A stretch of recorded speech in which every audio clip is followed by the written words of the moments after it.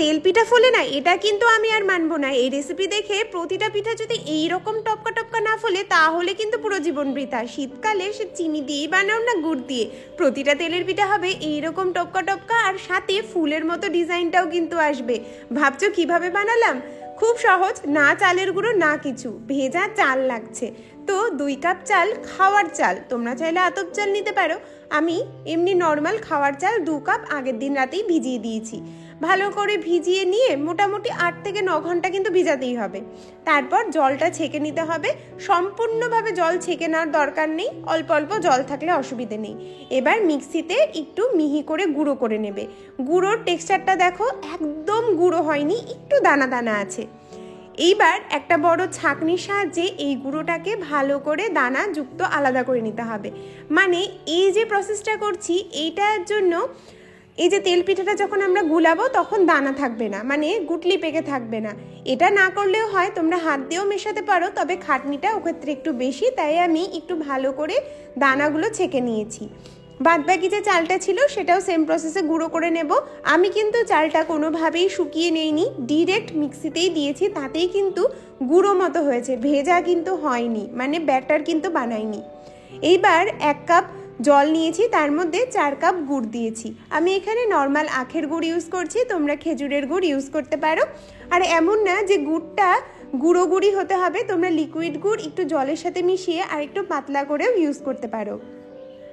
যেহেতু টাটকা টাটকা চালের গুঁড়ো নিয়েছি, সেই জন্য গরম গুড় ব্যবহার করার কোনো দরকার নেই। এইবার 2 কাপ চালের ভেজানো চালের গুঁড়ির মধ্যে আমি 1/2 কাপ ময়দা দিয়েছি। মাপটা আশা করি বোঝাতে পারলাম। 2 কাপ চালের গুঁড়ো আর তার সাথে 1/2 কাপ ময়দা, এই প্রসেসেই করবে।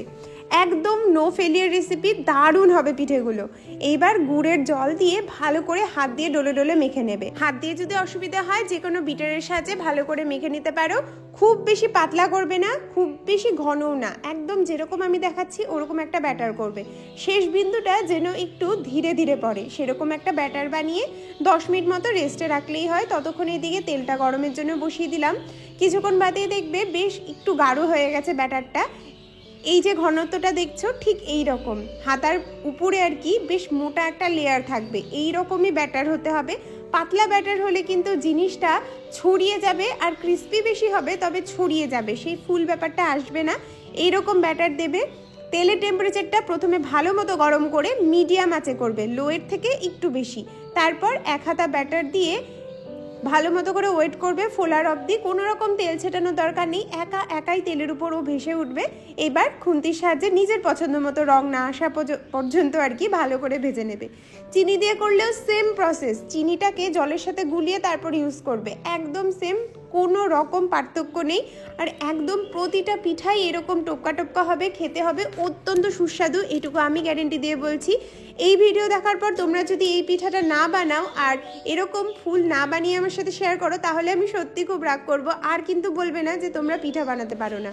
তেলের টেম্পারেচার কিন্তু আমি মিডিয়ামেই রেখেছি, প্রথমে হাই ফ্লেমে হিট করে নিয়েছিলাম, তারপর মিডিয়াম করে দিয়েছি। প্রতিটা পিঠাই দেখো খুব সুন্দর ফুলছে, আর এত সুন্দর ফুলেছে আর কি। যখন উল্টে পাল্টে দিয়েছিলাম তেলটা বেশ ছিটে ছিটে আসছিল বলে আমি খুন্তির সাহায্যে তেলটাকে গার্ড করেছি।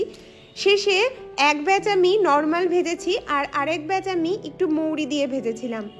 এই যে সাইডের খাঁচকাটা দাগগুলো, এটা আমার বাবা বলে ঠাকুমা ভীষণ সুন্দর বানাতো। তো আমি এভাবে বানাতে পেরে নিজেকে সত্যি খুব খুব খুব বেশি লাকি মনে করি যে এরকম একটা শেপ আমি আনতে পেরেছি। তোমাদের সাথেও সেই জন্য শেয়ার করলাম।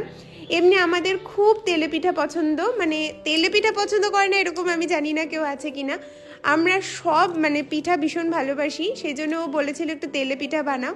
দেখো প্রতিটা পিঠাই এত সুন্দর হয়েছে, ঠান্ডা করার পর এত সফট হয়ে যায়। আমি কিন্তু আগেই বলছি একদম নরম তুলতুলে হবে না, একটু ক্রাঞ্চি হবে আর একটু সফট হবে, যেটা আমাদের ভীষণ পছন্দ। একদম নরম তুলতুলে পিঠেও খুব একটা ভালো লাগে না, সেক্ষেত্রে ময়দাটা অনেক বেশি হয়ে যায়, পিঠের যে স্বাদ সেটা কিন্তু হারিয়ে যায়। ভেতরটা দেখো কত সুন্দর স্পঞ্জি হয়েছে আর জালের মতো এসেছে।